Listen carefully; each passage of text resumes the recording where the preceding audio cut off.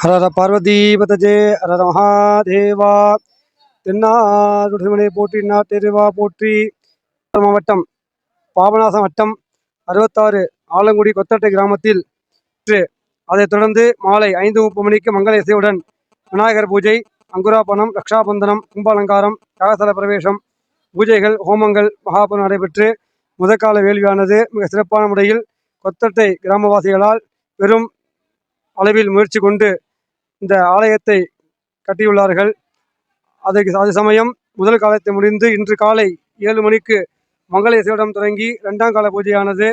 சிறப்பாக நடைபெற்று 9:15 மணி அளவில் கடம் புறப்பாடு செய்யப்பட்டு 9:35 அளவில் ஸ்ரீ மகா உக்ரகாளியம்மனுக்கு மகா கும்பாபிஷேகமும், அதை முன்னிட்டு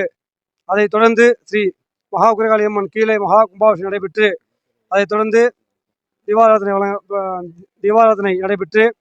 கொத்தட்டை கிராமத்தில் இந்த ஒரு மகா காளியம்மனானது கடந்த 100 ஆண்டுகளுக்கு மேலாக இந்த ஆலயத்தில்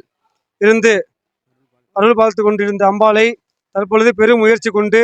இந்த கிராம மக்கள் ஊர் கூடி ஒன்று சேர்ந்து பெரும் முயற்சி எடுத்து இந்த கும்பாபிஷேகம் நடத்தியுள்ளார்கள்.